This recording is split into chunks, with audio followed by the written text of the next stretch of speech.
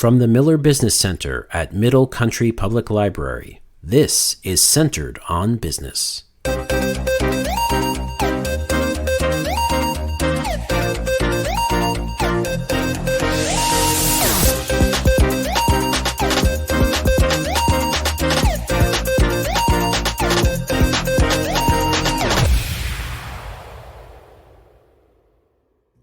So when we first started this version of the podcast, which, is not necessarily the actual podcast, right? We had some plans, right, Elizabeth? We did. Yeah. But how long can we say this isn't the actual podcast? I know, right? At this point, we really don't know.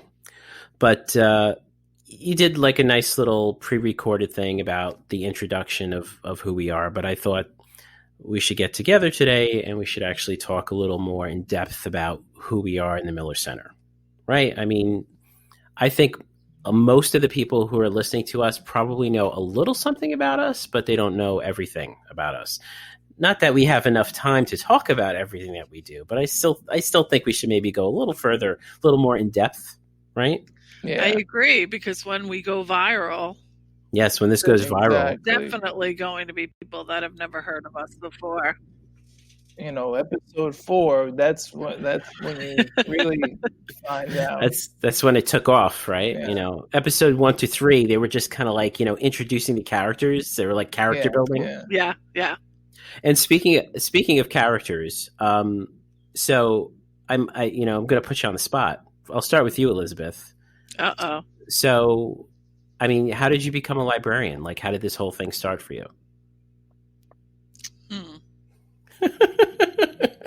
Well, you came from publishing, didn't you? Yes, I did. Books are my thing, which is a crazy thing to say, because if you are a librarian, one of the worst things that you can possibly hear is, oh, how lucky, you get to read all day, which we don't. And also, it's a librarian myth that all librarians like to read, because being a librarian is just huge.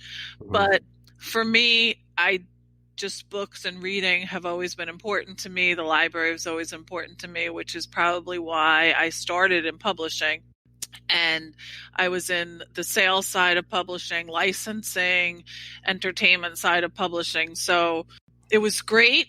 I loved it, but I knew I wouldn't want to do it forever. So I worked on my degree, and then my library degree. And then when you have an opportunity to work for a library like Middle Country and to take the business experience that you have, you just don't pass that opportunity up. So I became a librarian a little earlier than I thought I would become a librarian, but it was really one of the best things that I ever did, because I can do that librarian stuff and, really create new ways of being a librarian with the Miller Center. And the Miller Center really is creating new ways to be a librarian. And we take it for granted now, but we've been working for over a decade to convince other libraries of the importance of the businesses in their community.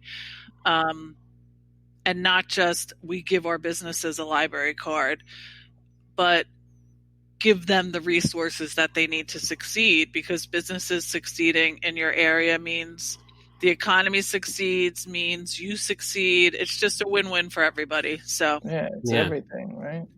Mm-hmm.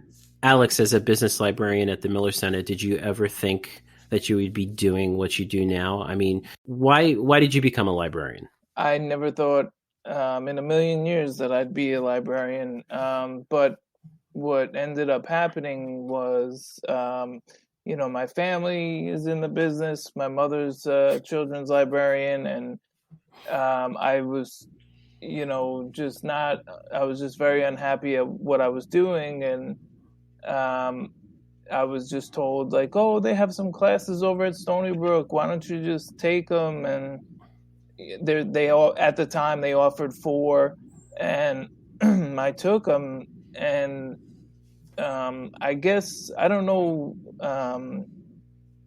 once you have like a certain number of credits, you can apply to be a librarian trainee. And, so as soon as, being that my mom is in the business, she knows like how civil service works, and she's like, send your resume out, I think I sent it out to like 10, I just sent it out anywhere, just to get out there. And I do have some family history with Middle Country, being that my grandmother worked there. So I'm sure that maybe when my last name crossed Miss Feinberg's desk, it might have done something. But hey, anyway, so it's the best part of the story for me is, so I was hired. I remember Elizabeth and Sophia were the ones that interviewed me, and I probably had on a boiler room-ish suit that didn't fit me. Bringing it back to an earlier episode. Yeah, I like that, Alex. But the best. So I was hired, and I worked part-time, and then once I was brought in for like my sit down with the director and the assistant director and the business manager, and okay, we're going to hire you full time, but where are we going to put, like, what are we going to do with you?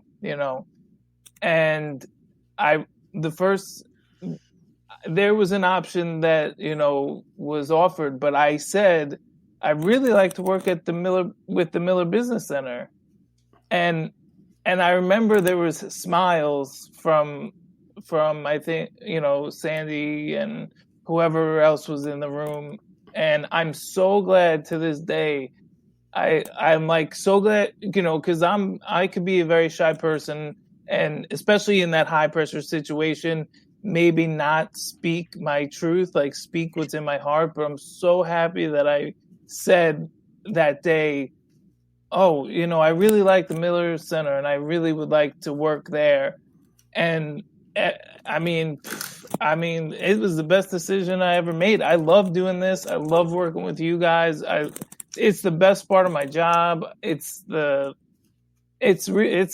awesome. So that's my favorite part. I have to get a tissue.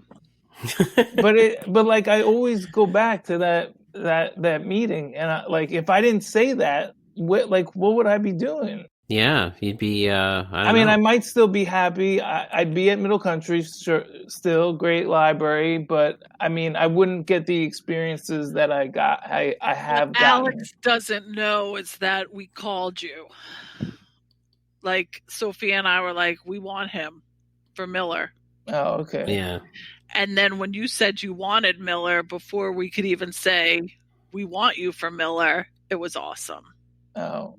Well, so that's why you were smiling then. Okay. And I think maybe Elizabeth, I think you might have asked me at the time. You said, "Do you think you'd want to have like Alex?" Because Alex and I worked together. Yeah, I had to convince him, but no, he didn't. No, he didn't. No. He's like, he's okay, but I mean, if there's nobody else, yeah. I never imagined that being a librarian would be like this, like what we do.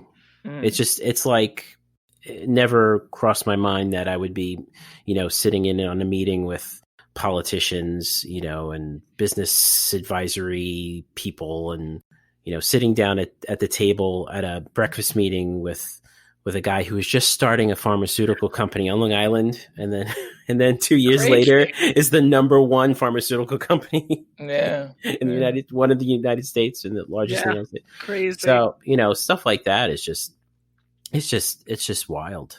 And I think the reason why I ended up on the Miller Center is because I came from a business background. I was doing, wholesale sales, and before that I was doing, I worked in a business. So it kind of was a natural thing. But Elizabeth, you had been at the library long enough, I think, to see the evolution of the center. Because what did it start as first? I mean, it really started as like a weekly, or was that a monthly it officially became the Miller Center, I believe, I want to say like November 2003, when we had our big reopening after our renovation. And before that, we had the business and finance collection. So we had a big business collection.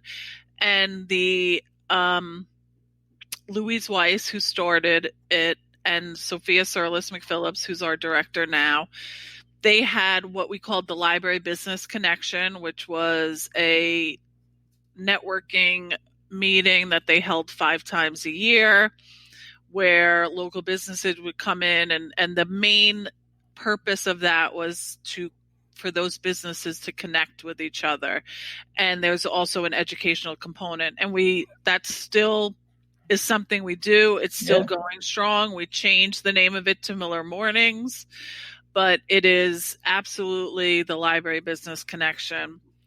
And where we really took a nice turn in the sense of getting people in and spreading and increasing the word about what we were doing was not only that transition to the Miller Center with a wonderful logo and our own space. Thank you, John Miller, for your support. It's wonderful. But we also created that partnership with the HILI, which is the organization that's affiliated with the Innovation Park in Hauppauge, formerly the Hauppauge Industrial Park, which is the biggest industrial park after not in Silicon Valley. Yeah, it's the biggest east of the Mississippi. Yes, I mean it's very large. So we have a partnership with them to help their members, and that's really been helpful to us to spread the word at the beginning. Now, we're out and about everywhere all the time. Okay, not now. But 2 months ago, we were out and about. And even now, we're still on a lot of Zoom calls. We're still meeting with people. Like we haven't stopped. We're just doing it from our homes. And maybe, I'm wearing jeans and not dress pants. Yeah. But we are still open for business and here. I mean, we still are. I mean, and that's one of the things too, is like we get to go out of the building so much, and we get to mingle with the HIA and the SWEBEC and the BBAC and the Chambers of Commerce, and not only Middle Country but Port Jeff or whoever, and you get all these opportunities to do like the SWEBEC trade show, the HIA trade show. We have our own, strictly business and women's expo, of course, but that dynamic, like being out there is like, it's just so awesome. And the people you meet, the relationships you build, and after doing it for so many years, like it's great. It is fulfilling. Absolutely. Yeah, I mean, it's one thing, we know our business resources. We're very good about knowing how to use every database we have. We have great relationships with business librarians from throughout the country. We are active in business librarian groups, and that's wonderful. But if you're not speaking to the business people, if you're not seeing what they need, I mean, Alex and I were on a BBAC call the other day, and that's the Brookhaven Business Advisory Council, which the Miller Center has been on, since its inception. So it's more than a decade. And to hear from businesses, not just reading an article, but hear from businesses that are local, people that we know, the different things that they're struggling with, the different things that they need, it really enables us to offer programming. So Alex and I can walk out of that meeting and say, oh, did you hear what so-and-so said? I think that we should get a program like this. Or do you think they know about this resource that's available on Long Island for them? Maybe we should give a call and connect those two people so they could get help. Just different things like that. We don't have all the answers. Nobody does, but we're out there enough to be able to connect people and businesses with the help that they need. And yeah, we are connectors in a way, right? I mean, we are. Mm-hmm. If someone who's listening has never used the Miller Center before, what would you say is one of the most important things that we offer? I really think the in-person programming, which I hate to say now, given that we can't have it and we don't know when we'll have it again, but we just hear so many stories about people making like real and true connections, solid business connections. You know, we had those wonderful women who met at our first business networking open house, and before the second one even happened, they had created a business. Mhm. And we're meeting at the Miller Center weekly. We hear about other people doing business together and helping each other. So, I mean, I love that. I think the second greatest thing about the Miller Center, and it's probably the first, I should have said the first, is us, like the three of us, Gilda, Marlena, the library, the fact that we know how invested we are in helping people. I mean, the databases are great. Sure. It's great that we can get you a list of businesses that you might be able to sell to, that we can get you competitive information, that we can get you that demographic and industry information for your business plan. But I think it's about the people, us and the people who attend our program. Alex, what would be your favorite thing that you do on a regular basis at the Miller Center? I don't know. It's like everything, but I mean, I do love the Miller Business Academy first and foremost. What is the Miller Business Academy? That's a great. The Miller Business Academy is something that was created like about 5-6 years ago, and it is a like full day 6-hour courses comparable to Skill Path or those kind of trainings where you learn, Microsoft Excel or public speaking, or learn how to deal with difficult people, or, your business signs you up and sends you to a hotel, how to be a trainer, train the trainer kind of thing. So, I mean, it wasn't me that came up with the idea. I know you guys had part in it, as well as Sophia, but I am lucky enough to kind of have some control over it and be able to work with it. And so they're full day courses, 6 hours. We bring in local speakers in a central location, Selden. We have comfortable training rooms where it's in its own separate area in the building. There's a kitchen, a bathroom, there's a training room, and a room for lunch and snacks and relaxation. It's just a way that we can help give these business people an expert's view on either digital marketing or graphic design, or like our last one, branding boot camp, grant writing has been a huge hit for the Miller Business Academy, public speaking. So that, I would say, is my favorite thing. I also do love, like Elizabeth said, like just like when we did like the open houses, like the business networking group open house, those are like so much fun. And Strictly Business and Women's Expo, although stressful, have their fun parts too. So Elizabeth, Women's Expo is a pretty big event. It's probably the biggest event that the library has every year. Yes, absolutely. And what exactly is, for those who might be interested in the future in participating or visiting, what is Women's Expo? Women's Expo is really a way to celebrate, uplift, support women entrepreneurs on Long Island, to really give those women that were it started as a way to give the women who were making items maybe at home and giving them away, or not really having the confidence they needed to take that next step to turn it into a business. It was a way to start them on that road to making that a business. Now, in the 20 years we've been doing it, it's certainly expanded beyond that. It's not exclusively handmade. It really does support all women entrepreneurs with a product as far as the exhibition part of the expo goes. But the expo is much more than just that day, and it really is a focus on helping women entrepreneurs take that next step.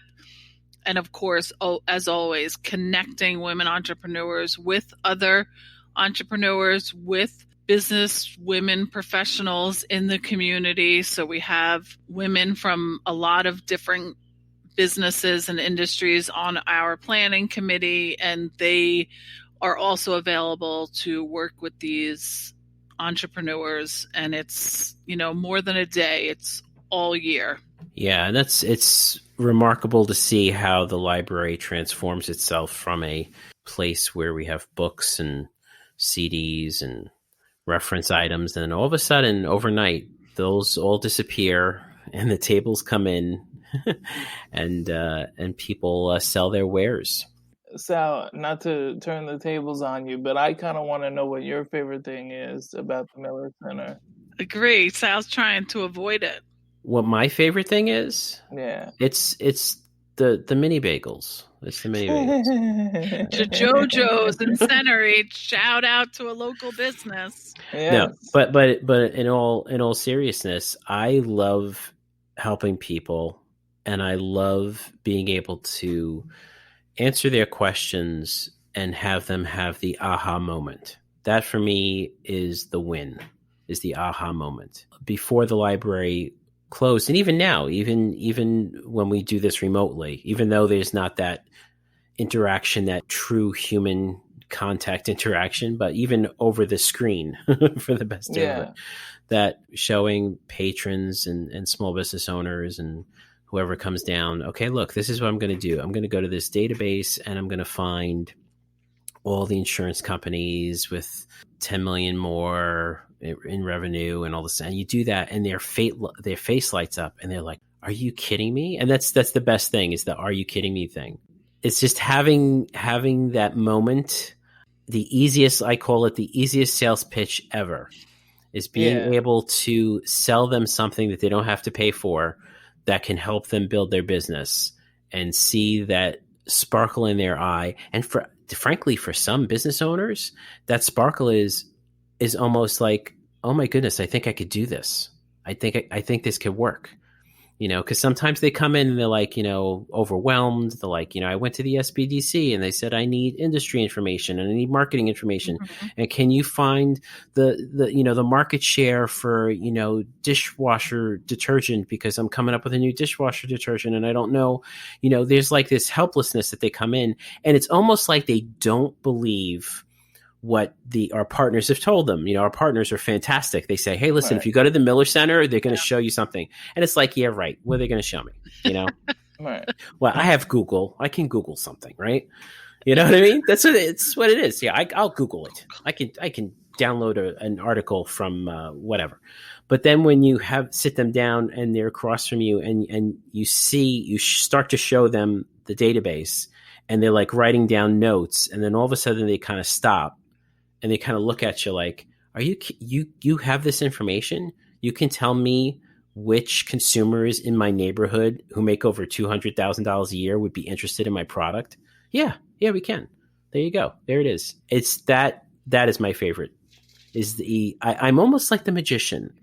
It's like I go in there, I do the thing, I set them up. I say, oh, well, we're here at the Miller Center and we have access to all these databases, and it's very straightforward and everything like that. And then I pull the rabbit out of the hat. The prestige. Yeah. The prestige. I pull the rabbit out of the hat and they say, oh my goodness, this is real. You can actually get me the telephone number of the human resource manager at this huge gigantic company. Yes, I can. Mm-hmm. So another thing I thought we'd talk about is maybe like our databases, like our favorite database. Oh, right? Information nerds. Yes, because I got to say right now, believe it or not, the database I'm using the most at home Well, it's yes. well. Does it Look, start with an S? yes. Don't steal mine. No, well, this is the thing, and I kind of feel bad mentioning it, but I'll say it anyway because it's one of those databases that you can only access inside the building. So when we're open, patrons can come in and they can access it. That being said, we're here for you, so you can always email us or call us, and we can download something for you. But my favorite database right now is Statista. It's a database that's just filled with interesting information. Some of it relevant, some of it just out there. Just It's all fun. It's all fun. I don't care if it's relevant or not. I get lost in that database.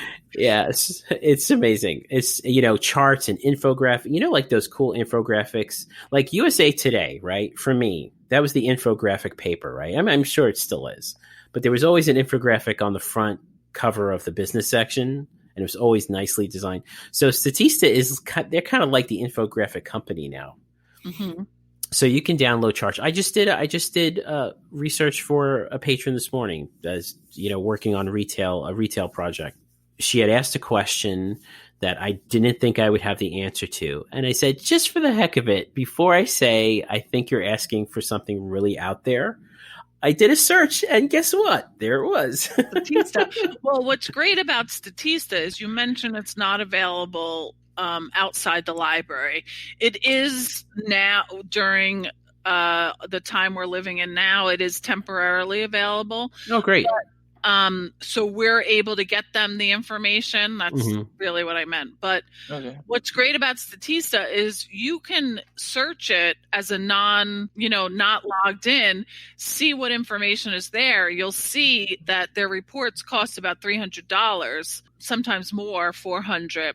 But if you're searching it at home as a business and you find the information you need on it, but can't read it, you think it's what you need, you can just shoot us an email and say, I need this report. I need the Coffee in America 95-page report. Statista wants to charge me $400 for it. Can you get it for me?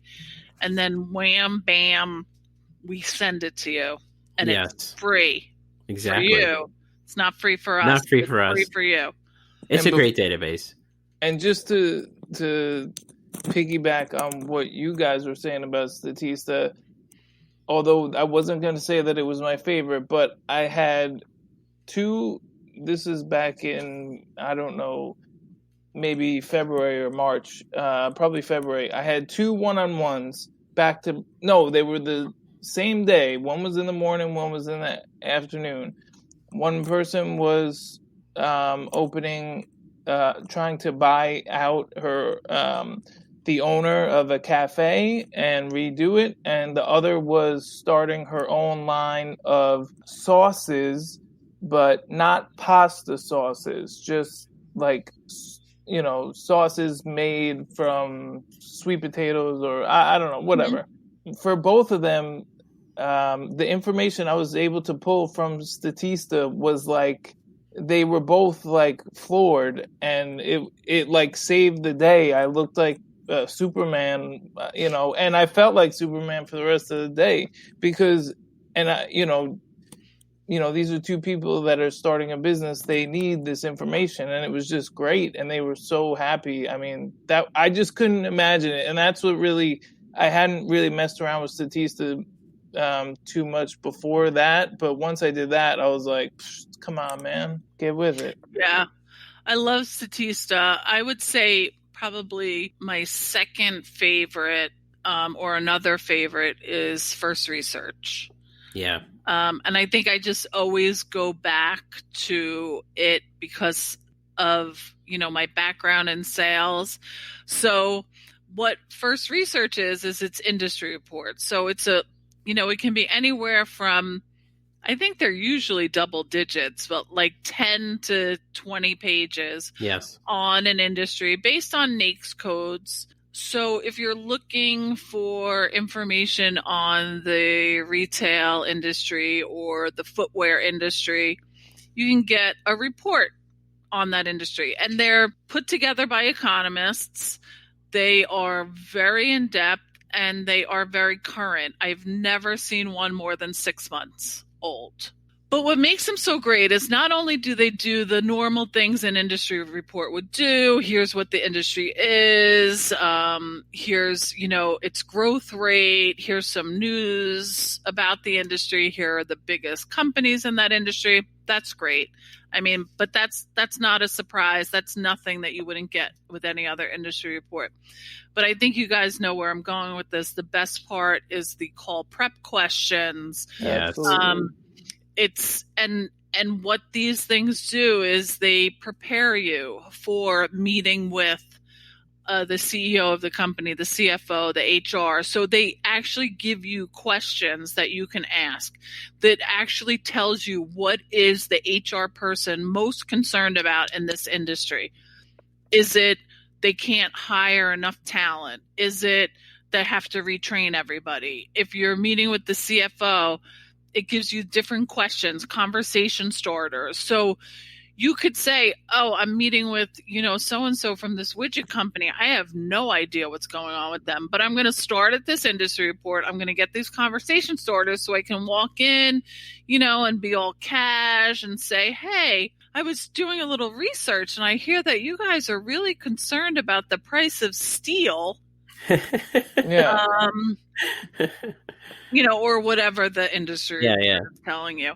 And I just find that to be so amazing because as I know that when people come in to meet with me and they don't know anything about what I do or what the library does, and it's because they haven't even tried, it means something to me. And it means something to me when they come in and they're like, oh, I looked at your website and you did this last month, or I was here last week, or I know that librarians do this. So it means a lot. So if you can have that information going in and just sound like you tried, I think that makes all the difference in the world. I always like to say, if you have two salespeople go in, they both have the same product, the same service, right, the same price, and they both go in, and the one person went to first research, did their due diligence, got the insider information, knows what the different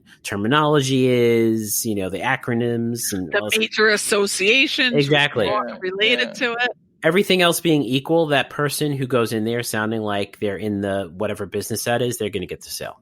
Yeah. Well, absolutely. Well, that was also my favorite database as well. So. But I mean, I think you both picked great ones, Statista and First Research. What's your second then?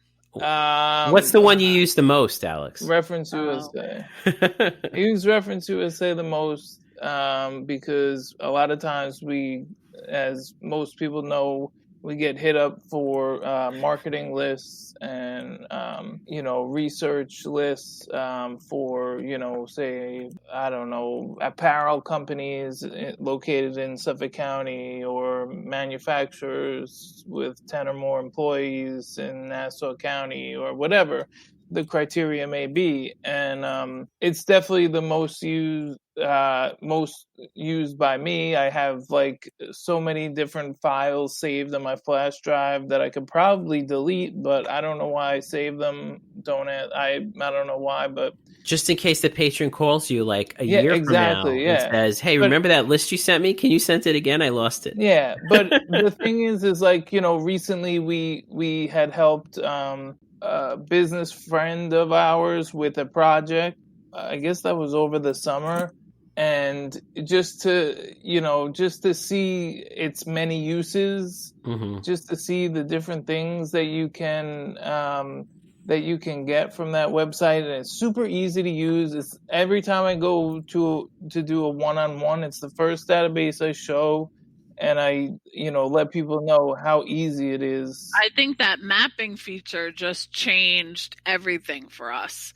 If you remember, people would just ask for different areas, or they would ask for an industrial park, or they would ask for a section of Middle Country Road, and we would be looking at the atlas to try to figure out what is the exact address, or what are all those little streets in the industrial park. And now we can draw a picture around it, or somebody can literally say, I'd like all the businesses between 112 and 111 between 347 and the expressway.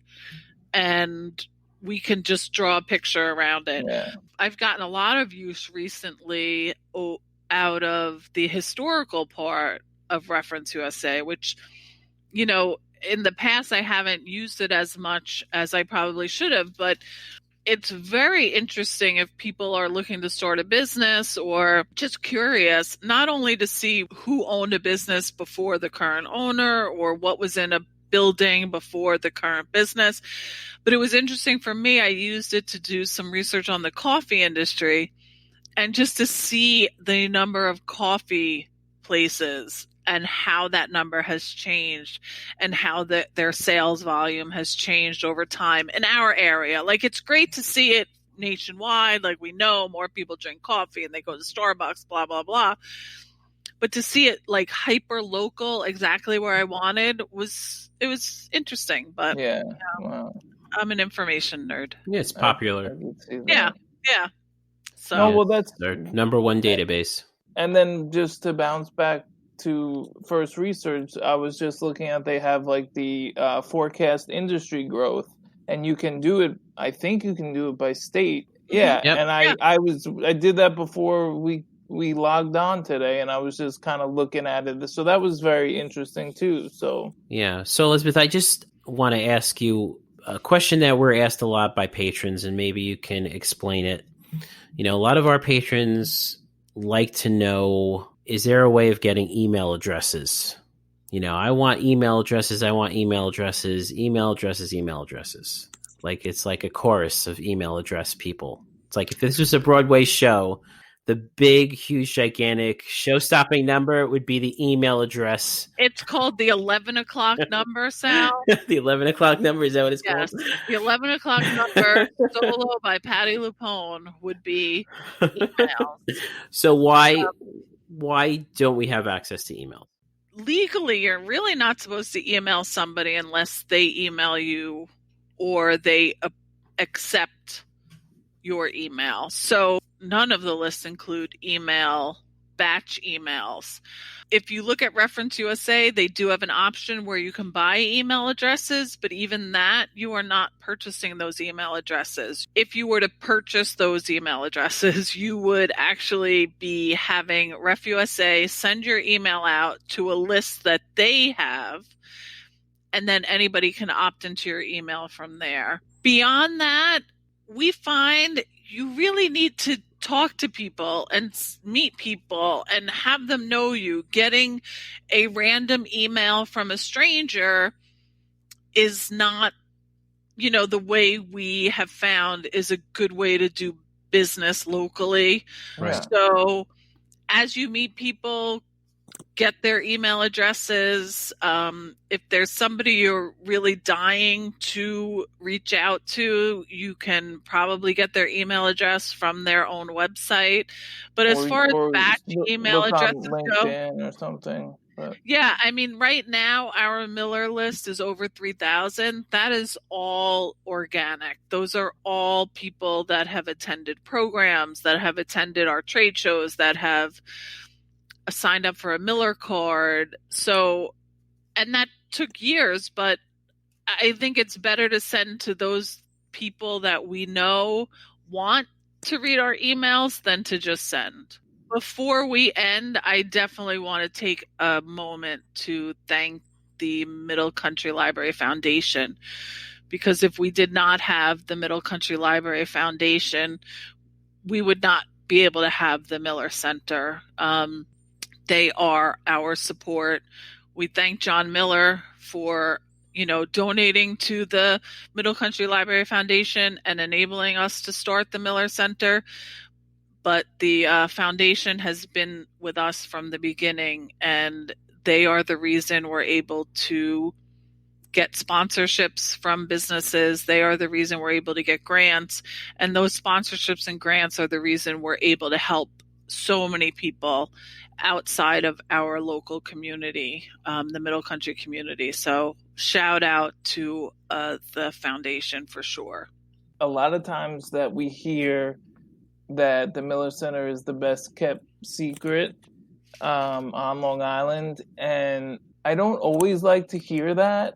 I don't always like to hear it. I don't want to say I take offense to it, but in a way, I guess it is true because, Sal, like you're saying, like, how many times have you had that one-on-one with those people, and all the most most words that come out of their mouth is just like, wow, really? Oh my God. Oh, this is great. Oh, it's positive words that are coming out of their mouth. And so, like, I know, like, the best kept secret, and I guess that's a nod to us, and it's a good thing. But, like, at the same time, I also feel like we are out there so much, and we do go out there so much that, I don't want to be a secret. Well, it's definitely less now, but when we first started going out, when I was going out with Louise and Sophia to all these business functions, and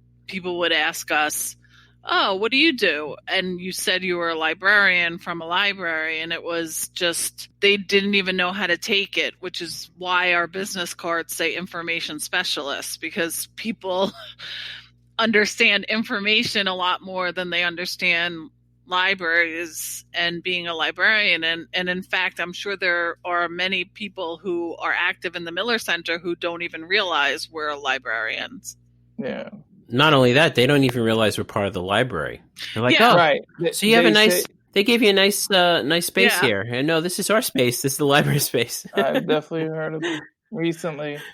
I want to disabuse them all of that notion that we are not part of the library, because I think all of us are always fighting for people to understand, even outside of the Miller Center, how important libraries are to our community. So, we are working with businesses, but the Middle Country Library is also helping new immigrants with their citizenship. We're helping new immigrants learn English. We're helping children develop reading skills and learning skills. We're helping them appreciate nature in our Nature Explorium. We're helping anybody who needs it with our social worker, Veronica. So I always like to remind people that the Miller team is full of business librarians, that the Miller Center is part of the Middle Country Public Library, that we are a library, that we do awesome things. I will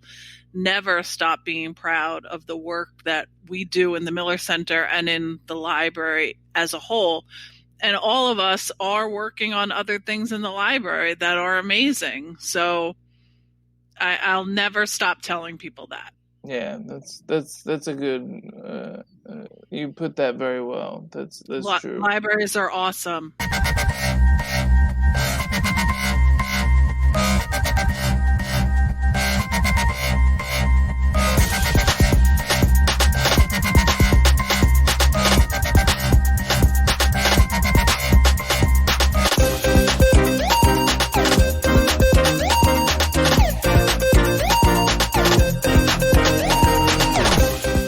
Want to see some of these databases we discussed in action?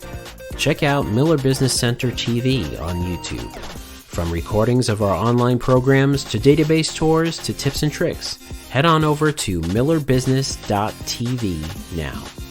Today's episode featured Elizabeth Malafi and Alex Blend. I'm Sal DiVincenzo. Centered on Business is a production of the Miller Business Center, an initiative of the Middle Country Library Foundation. For more information, visit us on the web at millerbusinesscenter.org.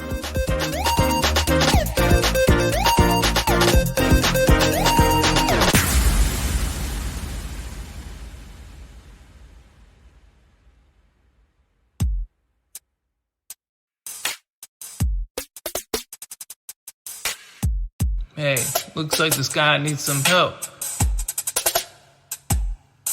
Need help with business research? I can help. you a HI member, or you could do it yourself. Complete the short app, become a member, then you can access our databases from wherever. Come down for free programs or strictly biz. Not sure where to start? Let me show you what it is. Demographics, marketing lists, and industry insight. But we offer way more. Make sure you check the website, millerbusinesscenter.org, where you'll find this information. Trust me, my friend, this is your destination. Elizabeth, Sal, Alex, Marlena, and Gilda here too. Who are we? We're the Miller Center crew.